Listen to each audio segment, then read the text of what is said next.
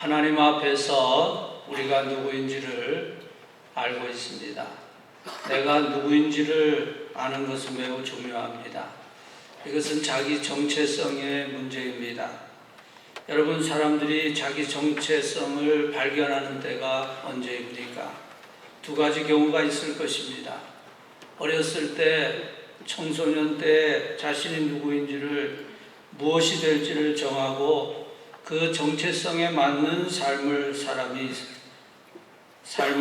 사람이 있을 것입니다. 아니면 청소년 때 내가 어떤 사람이 될지를 대략 범위를 정하고 성인이 되어 살면서 자기의 정체성을 구체적으로 만들어가는 경우가 있을 것입니다. 어떤 경우가 더 많을까요? 아마 후자의 경우가 더 많을 것입니다.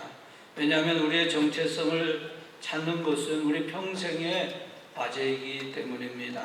우리는 인생에 대해서, 사람들에 대해서, 또 우리 자신에 대해서 무슨 질문을 해야 할지, 무슨 대답을 해야 할지 나이가 많아질 때까지도 모르는 것이 많습니다. 오늘 우리는 김순미 장로님의 총회 장로 부총회장 취임 감사 예배를 드리고 있습니다. 그동안 김순미 장로님은 우리 교단에서 최초라는 기록을 세워왔습니다. 여성으로서 처음으로 총회 서기와 회록 서기를 역임했습니다. 또 여성으로서 처음으로 장로 부총회장에 피택되었습니다. 제가 지난 여름에 미국 장로교 한인교회 총회에 참석했다가 미국 장로교 총회장을 만났는데 그분은 여성 목사님이었습니다. 현재 미국 장로교 총회장은 여성 두 분이 맡고 있습니다. 미국 노예를 가보면 여성 목사들이 많고 여성 장로들이 많습니다. 그러나 아직 우리나라에서는 여성 목사가 많지 않고 여성 장로는 그보다도 더 적은 형편입니다. 그런 상황에서 우리 교단에서 여성 장로 부총회장이 세워졌다는 것은 매우 의미 있는 이 사건입니다. 어제 오후에 저희 노회 어느 교회에서 임직식을 했습니다. 설교 부탁을 받고 제가 가서 보니까 그 교회에서 장로 3분을 임직하는데 그 중에 2분이 여성 장로이었습니다. 그 교회는 그렇게 큰 교회는 아닙니다. 그런데 그런 현상이 일어나고 있습니다. 큰 교회들은 선구자적으로 여성 장로를 배출하기 시작했고 또 작은 교회는 사실상 그 교회의 기도와 사역의 중심 역할을 하는 여성들을 교회 지도자로 세우는 일이 점점 늘어나고 있습니다. 하나님께서는 이제 한국교회 여성들을 교회 신실한 일꾼으로 쓰실 뿐 아니라 교회 지도자로 쓰시기를 원하십니다. 오늘 우리는 교단 최초의 여성 장로 부총회장 임직을 어떻게 받아들여야 하겠습니까? 또 피택을 받은 김 장로님 본인은 이 일을 어떻게 받아들여야 되겠습니까? 우리는 이 일을 하나님의 은혜로 받아들여야 할 것입니다. 이 직분은 하나님이 은혜로 주시는 직분입니다. 지난달 포항에서 총회가 시작될 때 개회 예배를 시작하기 전에 입장을 하기 위해서 뒤에서 기다리고 서 있었습니다.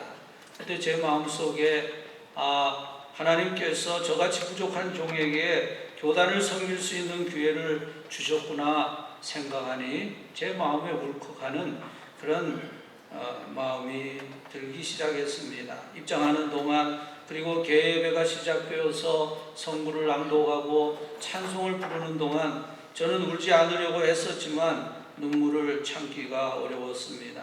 하나님이 저를 사랑하셔서 한국교회 최초의 4대 목사로 세워주셨고 또 그동안의 목회를 도와주셨고 또 총회까지 섬길 수 있게 해주신 것에 대한 감사와 아울러 제가 능력이 부족해서 하나님을 위해서 교단을 위해서 더 잘 섬기지 못했다는 죄송스러운 마음이 뒤범벅이 되어서 눈물이 되었습니다. 오늘 본문의 사도 바울을 생각해 보십시오. 사도 바울은 유대인들로부터 사도가 되기에는 자격이 부족하다는 비판을 받았습니다. 그들은 예수님과 3년을 함께 지내면서 직접 가르침을 받은 12사도에 비해서 바울은 사도로서의 자격이 모자란다고 생각했습니다. 거기에다 사도 바울은 교회를 핍박한 전력이 있었습니다. 그러므로 9절에서 사도 바울은 말씀합니다. 나는 사도 중에 가장 작은 자라. 나는 하나님의 교회를 박해하였으므로 사도라 칭함을 받기를 감당하지 못할 자니라. 여러분, 사도 바울은 교회를 박해하고 성도들을 감옥에 가두었습니다. 그러나 그가 그렇게 한 것은 그것이 하나님을 위한 일이라고 생각했기 때문입니다. 그는 하나님을 열심히 추구한 사람이었습니다. 하나님께서는 그를 열심히 추구하는 사람들을 통해서 위대한 일을 하십니다. 우리가 하나님의 쓰임을 받기 위해 꼭 경건한 가정이나 목회자의 가정 출신이어야 하는 것은 아닙니다. 그 집안에서 예수님과 처음으로 사랑에 빠진 사람이라 할지라도 하나님은 그 사람을 사용하실 수 있습니다. 신앙으로 들어오기 전에 세상 쾌락에 빠져있던 사람이라도 하나님은 그 사람을 사용하실 수 있습니다. 하나님은 하나님을 열심히 추구하는 사람을 사용하십니다. 말씀으로, 예배로, 기도로 하나님을 열심히 찾는 사람을 하나님은 사용하십니다. 고주인들의 문장에는 두 가지 동물이 그려져 있다고 합니다. 날지 못하는 새 타조와 캥거루입니다. 그 동물들이 선택된 이유는 그 둘이 고주인들의 마음을 사로잡은 같은 특성을 가지고 있기 때문입니다. 타조와 캥거루는 둘 다 앞으로만 갈 수 있고 뒤로는 갈 수가 없습니다. 타조는 발가락이 3개뿐이기 때문에 뒤로 가면 넘어진다고 합니다. 캥거루는 꼬리가 길어서 뒤로 갈 수가 없습니다. 예수님은 손에 쟁기를 잡고 뒤를 돌아보는 자는 하나님 나라에 합당하지 않다고 말씀하셨습니다. 예수 그리스도를 타조처럼 캥거루처럼 따르기로 작정한 사람은 오직 앞으로 나가고 뒤로 물러서지 않을 것입니다. 하나님은 하나님을 열심히 추구하는 사람을 사용하십니다. 그리고 하나님은 하나님을 만난 다음 변화된 사람을 사용하십니다. 바울이 하나님을 만난 후에 그는 전혀 다른 사람이 되었습니다. 오늘 본문 10절 상반절에서 사도 바울은 내가 나 된 것은 하나님의 은혜로 된 것이라고 말씀했습니다. 바울이 교회를 박해할 때 그때 하나님이 그를 사랑하셨습니까? 물론입니다. 하나님은 바울이 교회를 박해할 때도 그 모습 그대로 사랑하셨습니다. 그러나 하나님은 그를 사랑하시기 때문에 그와 같은 모습으로 오래 머물러 있지 못하게 하셨습니다. 나의 나 된 것은 하나님의 은혜로 된 것이지만 하나님께서 사도 바울의 인격과 행실과 성품과 가치관을 다 변화시켜 주셨습니다. 사도 바울은 하나님의 은혜를 헛되지 않게 했습니다. 그래서 그가 모든 사도보다 더 많이 수고하였으나 그것은 사도 바울 자신이 한 것이 아니라 오직 그와 함께 하신 하나님의 은혜라고 했습니다. 사도 바울과 다른 사도들을 비교해 볼 때 누가 더 많은 장소에서 누가 더 많은 설교를 했습니까? 누가 더 많은 제자들을 양성했습니까? 누가 더 많은 교회를 세웠습니까? 다 사도 바울이 한 것입니다. 하나님은 제1세기에 하나님 나라를 확장하시기 위해서 그 어떤 사람보다도 사도 바울을 사용하셨습니다. 그것을 사도 바울 자신도 알고 있었습니다. 그러나 그는 자신이 잘해서가 아니라 하나님의 은혜 때문에 그렇게 할 수 있었다고 말했습니다. 여러분, 그것이 오늘 우리의 고백입니다. 우리는 하나님 앞에 죄인들입니다.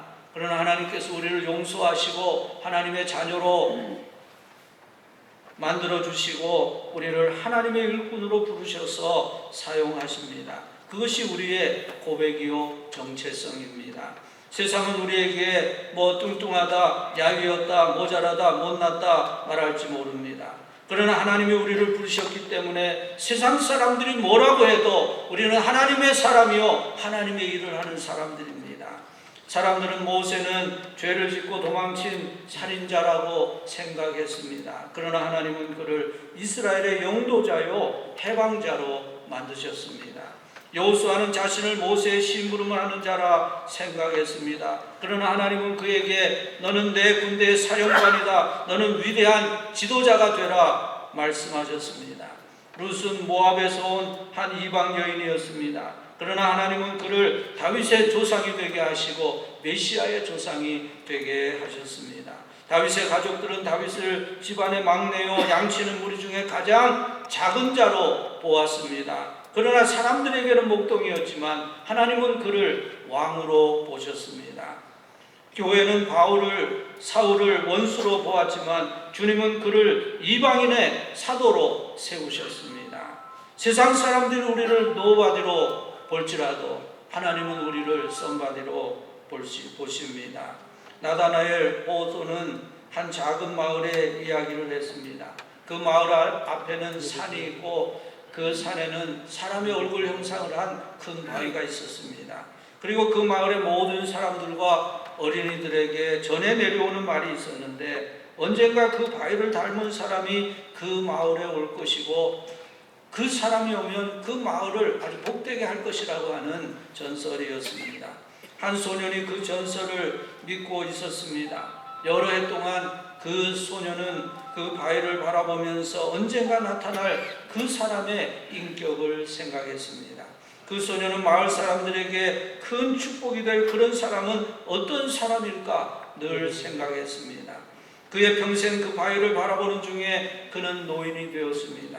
그가 깨닫지 못하는 사이에 그의 인격이 변화되고 그의 얼굴도 그 산의 얼굴 형상을 닮아갔습니다. 어느 날 그 노인이 그 마을길을 걸어 내려가는데 그 전설을 믿고 있는 한 소년을 만났습니다. 그 소년이 그 노인의 얼굴을 보고 바위의 형상을 바라보더니 마을 사람들에게 달려가서 외쳤습니다. 그분이 여기에 있어요. 그분이 여기에 있어요. 하나님의 은혜로 사는 사람은 점점 그리스도의 마음과 성품을 가지게 됩니다. 그가 하나님의 말씀에 나타난 그리스도를 늘 바라볼 때 성령님의 역사로 그리스도의 형상을 닮아가게 될 것입니다.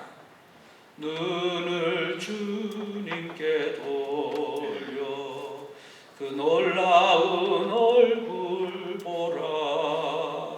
주님 은혜 영광에 빛 앞에 세상 근심은 사라지네.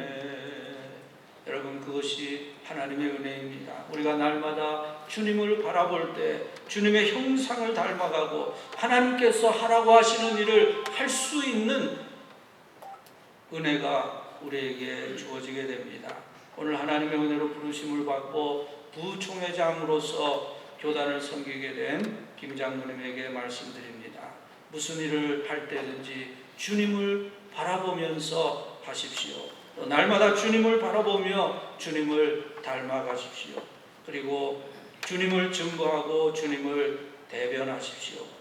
아브라함 링컨 대통령이 암살되었을 때 사람들이 그의 업적을 기리기 위해서 그의 유해를 앞세우고 도시 한 부분을 행진하고 있었습니다. 수많은 사람들이 거리에 나왔는데 한 자유를 얻은 노예가 그의 어린 아들을 어깨에 메고 위대한 리더의 죽은 몸을 가리키며 말했습니다. 아들아, 저분을 바라보아라. 저분은 내가 자유를 얻어야 한다고 믿었기 때문에 죽었단다. 우리의 모든 사역은 주님을 드러내고 주님을 증거하는 사역이어야 합니다. 그분을 보십시오. 그분은 당신에게 자유를 주시기 위해 죽으시고 부활하셨습니다.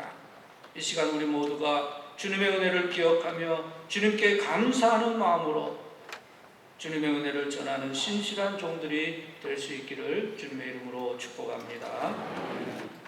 은혜와 사랑이 풍성하신 하나님, 저희는 하나님 앞에 너무나 부족한 종들입니다.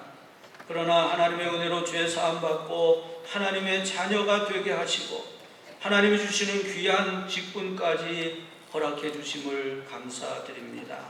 하나님께서 교단의 부총회장으로 세워주신 주님의 요종에게 신령한 은혜를 주시고 지혜를 더하여 주셔서 교회와 교단을 위해서 귀한 사명 잘 감당할 수 있게 하여 주옵소서. 특별히 그동안 한국교회를 위해 눈물과 기도와 섬김으로 헌신해온 많은 여성 성도들에게 좋은 본보기가 되어서 앞으로도 귀한 일꾼들이 배출되게 하시고 그들을 통해서 이 땅에 영적 부흥의 역사가 일어나게 하여 주옵소서. 고난당한 이 민족에게 소망이 되는 우리 한국교회가 되게 하여 주옵소서. 우리 주 예수 그리스도의 이름으로 기도드리옵나이다.